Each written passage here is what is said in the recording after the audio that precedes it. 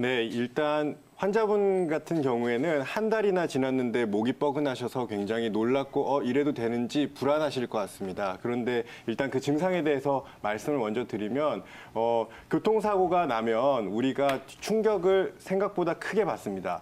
갑작스럽게 충격을 척추가 이런 식으로 혔다가 돌아오는데요. 이때는 척추의 뼈 하나하나가 이빨처럼 돼서 그 사이에 나오는 혈관과 신경을 꽉 문다고 생각하시면 됩니다. 그러면은 염증이 시작되는데 이게 점점점 퍼져서 통증으로 야기되는 데는 조금 시간이 걸립니다. 마치 우리가 날카로운 종이나 칼에 손을 베이고 나서 처음에는 아프지 않지만 점점 아파오는 거랑 비슷한 것이니까요. 한 달이나 이 정도 지난 다음에도 통증이 계속 새롭게 나타나는 것도 그리 놀랄 것은 아니고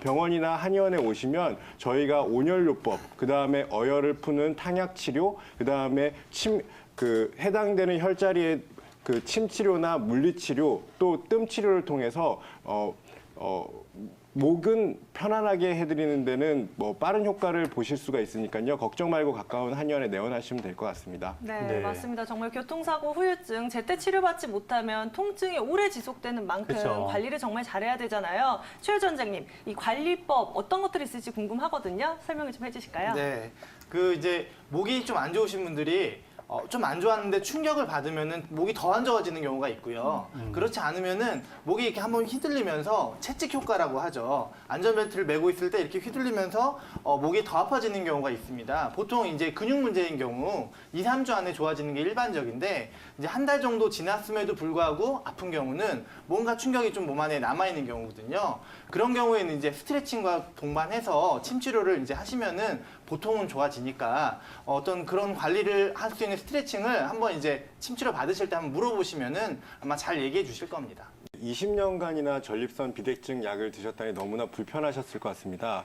전립선 비대증이란 것에 대해서 먼저 간략하게 말씀을 드리겠습니다. 전립선이라는 것은 우리 몸의 비뇨생식기계에 위치하고 있는 생식 장비 중에 하나인데요.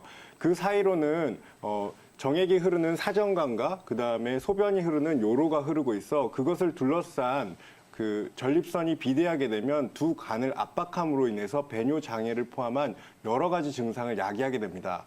현재 아쉽게도 뚜렷이 밝혀진 원인은 없는데요. 다만 유전과 노화가 이와 관련되어 있다고 추정하고 있고요. 증상적으로는 디하이드로 테스토스테론이라는 남성 호르몬이 전립선 조직의 비대와 사멸의 밸런스를 깨서 이러한 증상이 일어난다고 생각하고 있습니다. 그리고 한방에서는 노화 그리고 과도한 신체의 사용, 스트레스 등이 생식기 계통의 기능 저하를 나타내고 이런 것을 신양허로 파악을 하고 있습니다.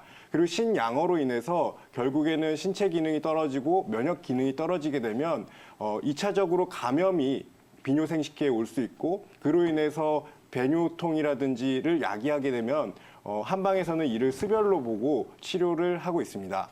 네, 전립선 비대증이 무엇인지 또 한방에서는 어떻게 바라보는지 이현일 원장님께서 정리를 해주셨는데요.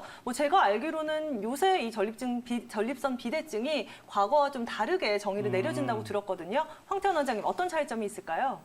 네, 말 그대로 예전에는 이름을 그대로 해석했다고 보시면 됩니다. 전립선 비대증. 그러니까 전립선이 비대해지면서 그로 인해 가지고 이제 방광이 하부 요로가 막혀지다 보니까 그러면서 소변이 감소되는 증상을 전립선 비대증이라고 했다며. 근데 요즘에는 가면 갈수록 이와 같은 개념이나 정의로서는 이렇게 전립선 비대증의 증상들이 너무 복합적인 부분들이 많기 때문에 요즘에는 50세 이상인 남성의 하루 8회 이상 빈뇨, 그리고 이제 저녁에 야간 빈뇨라든지, 그리고 이제 소변, 그러니까 요의가 강하게 느껴져서 참을 수 없을 정도 이제 절박뇨라고 하죠.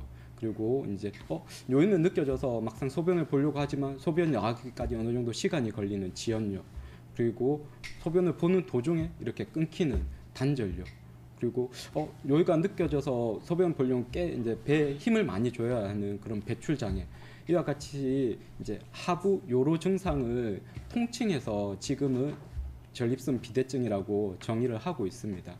네, 이런 다양한 배뇨 증상을 통틀어서 전립선 비대증이라고 한다고 이야기를 들어봤는데요. 그런데 어떤 증상이든지 빠른 치료가 동반되는 게 굉장히 네, 중요하잖아요. 맞아요. 그래가지고 어떤 증상이 나타났을 때 이 질환을 의심해 보는지도 잘 알고 있으면 좋을 것 보통은 같은데요. 뭐 소변 참기가 힘들다라고 하시는 분들 많지 그쵸. 않으세요? 네. 네, 이현희 원장님, 또 어떤 증상들이 나타나면은 이 전립선 비대증을 의심해 볼 수 있을까요? 아, 예. 아까 해부학에서 말씀드린 것처럼 전립선에는 요로와 사정관이 지나가고 있습니다. 그래서 압박을 받으면 나타날 수 있는 여러 가지 증상을 우리가 상상을 해볼 수가 있는데요. 물총을 쏠 때 입구가 막혀 있으면 어떨까요? 물이 잘 안 나오고 힘을 과다하게 줘야 되고 찔끔찔끔 나오니까 답답해서 여러 번 쏴야 되죠. 그쵸. 비슷합니다.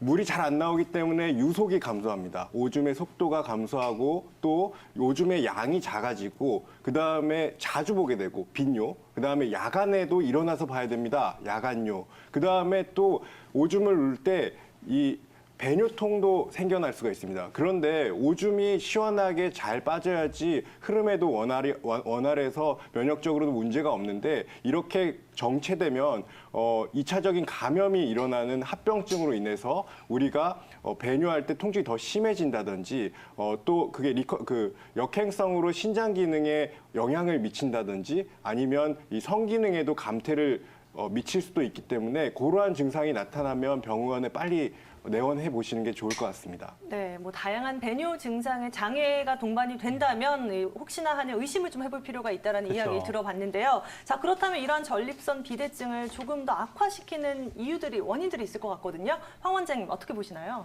네, 일단은 이제 수축시키는 작용들입니다. 네. 그러니까 뭐 오랫동안 앉아 있는다든지 그러면 물리적인 압박에 의해서 수축이 되겠죠. 그리고 이제 먹는 음식이라든지 이런 술 또한 이제 혈관 건강에 좋지 않으니까 그러니까 뭐 과도한 음주를 한다든지 아니면 이제 육류나 지방의 섭취 그리고 과잉 칼로리 섭취가 많다면 당연히 그로 인해서도 악화가 됩니다. 근데 이거는 뭐 누구나 다 어느 정도 알 수 있겠지만 저는 꼭 이 얘기를 드리고 싶은 게 요즘 이제 아이들 어린이들 많이 먹는 감기약 중에서도 항히스타민제라고 해요. 이제 콧물약으로 주로 많이 먹습니다. 어차피 이제 감기나 비염이 있으면 콧물이 나오니까 이제 그 콧물들을 이제 치료. 그러니까 정확히 얘기하면 콧물을 말리는 약입니다. 그러니까 이제 이거 의학 용어로는 항콜린성 작용이라고 합니다. 그러니까 이제 우리 신경이나 신경 말단에서 분비되는 콜린의 분비를 차단하여 그로 인해서 여러 가지 이제 증상들을 완화시키고 반대로 그로 인한 부작용들이 생깁니다. 국민건강보험공단에서도 요즘 일반인들을 대상으로 SNS, 뭐 페이스북이나 이런데 여러 가지 의학적인 건강 상식들을 알려주는데요. 거기서도 이렇게 상비약 복용이 부작용으로 감기약을 뽑고 있습니다. 그러면서도 그 내용에 보면 이제 콧물이나 재채기에 먹는 항히스타민제가 안압을 높여서 녹내장을 유발한다든지 그리고 이렇게 교감신경에 영향을 미쳐서 이제 전립선이라든지 소변에 이런 길을 좁혀줘서 전립선 비대증 환자들 꼭 이렇게 감기약 그 중에서도 콧물약 복용을 주의하라고 이거는 페이스북 자료에서도 알리고 있습니다. 그러면 왜 이렇게 콧물약이 전립선 비대증에도 그렇고 그 외에 생각보다 꽤 심각한 여러 부작용들 많이 동반하고 있습니다. 변비에도 꽤 해가 되고요. 그리고 앞에서도 얘기한 녹내장 그리고 오히려 저희가 말하는 콧물을 치료하게 먹는 이런 항히스타민제를 장기 복용, 오남용하게 되면 그로 인해서 만성 비염도 유발될 수 있습니다. 그리고 마찬가지 코가 안 좋아지니까 그 합병증이 중이염이나 축농증을 달고 있을 수도 있고요. 그리고 또 하나 아까도 앞에서도 얘기했듯이 이게 항콜린 작용을 하기 때문에 이렇게 신경 말단에서 분비되는 콜린성 물질의 분비 장애로 인해서 인지 기능 저하라든지 이게 오랫동안 특히 나이가 드신 분들한테 오랫동안 장기간 복용했을 때는 치매를 유발할 수 있다고 지금 많이 의학 저널에서도 발표되고 있고 이런 부분들은 계속 알려지고 있습니다. 그래서 저는 이제 아이들을 전문으로 보고 있는데요. 그럼 그 중에서는 보면 1년에 뭐 짧게는 몇 개월에서 거의 뭐 1년에 뭐 정말 2달을 감기약을 달고 사는 아이들이 생각보다 꽤 많습니다. 그럼 그런 어린 아이들은 당연히 아직 뭐 전립선 비대증이라는 말은 하진 않죠. 대신에 그런 아이들 중에서 간혹 부모님들이 우리 아이는 하루에도 소변을 너무 자주 봐요. 그러니까 얼마나 자주 보냐고 하면 거의 뭐 30분에 한 번씩은 화장실을 간다고. 근데 막상 가면 그렇게 시원하지 보진 않는다고. 그러니까 저희가 말하는 빈뇨 증상이라든지 또 마찬가지 그렇게 소변 찔끔찔끔 보는 이런 이제 소변 저류 현상들. 그러니까 이와 같은 부분들은 그 아이한테서 나타날 수 있는 어떤 선천적인 신장이나 방광의 문제가 아니라 오히려 그동안 잘못 먹어왔던 감기약, 그 중에서도 콧물약들이 꽤 심각하게 아이들한테 소변 증상들을 유발할 수 있습니다. 그리고 이렇게 소변 배출이 잘 되지 않으면 수신증이라든지 여러 가지 신장 합병증까지도 유발할 수 있습니다. 그래서 제가 저희 한의원에서 진료보는 아이들한테는 가급적이면 이런 신장이나 방광의 문제, 조금 전에 얘기한 이런 소변 문제도 다 포함이 되는 거고요. 그리고 아이들 중에서는 생각보다 꽤 변비 환자들도 꽤 많습니다.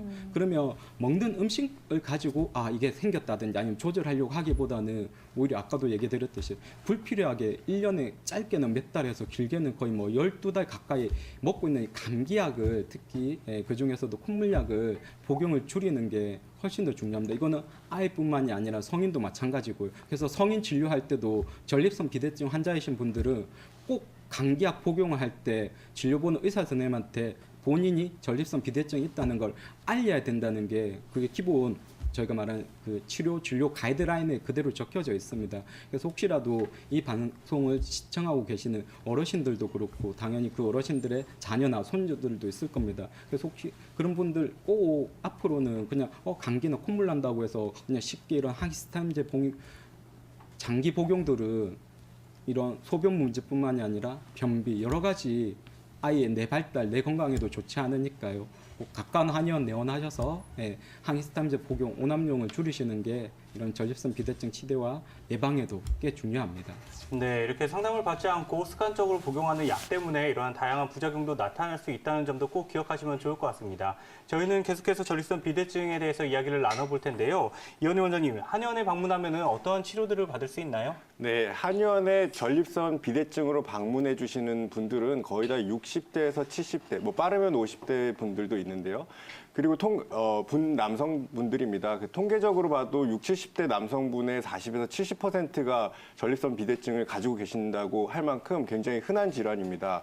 그 노화에 의해서 전립선 비대증이 주로 오고 그 노화에 의해서 또 그 비뇨생식기계 한방에서는 하초라고 부르는 그쪽의 기능이 저하됐는데 한방적 용어로는 신양어라고 합니다. 물론 전립선 비대증을 치료하기 위해서 굉장히 많은 카테고리의 증상들을 보고 정확한 진료를 해야겠지만 크게 본다면 신양어로 보고 그 신양어를 해결할 수 있는 대표적으로 뭐 팔미라든지 우차신기한과 같은 약에다가 그다음에 2차적으로 면역 저하로 인해서 오는 습열 증상, 감염 증상을 처리하기 위해서 황백이라든지 텍사나 그 절염과 같은 약제를 환자의 증상과 병의 단계에 따라서 첨가를 해서 정확하게 처방을 하고 있습니다. 또 침 치료에 있어서는 해당되는 경락은 주로는 뭐 족걸음 간경이라든지 족소음 신경이라든지 그 심리적인 문제 때문에도 올 수 있기 때문에 뭐 수소음 신경이라든지 경락을 선열해서 그 기운을 조절함으로써 신체 기능을 다시 활발하게 만들어 줄 수가 있고요. 또 온열도 굉장히 중요합니다. 하초의 기능을 활성화하기 위해서 하복부에 위치하는 관원이라든지 그다음에 회음혈 생식기와 항문 사이에 위치하고 있는데요. 그 부분을 따뜻하게 뜸이라든지 온열 치료를 함으로써 하초의 생식 기능, 그다음에 또 면역력을 다시 증강시키는 데 도움을 많이 드리고 있습니다.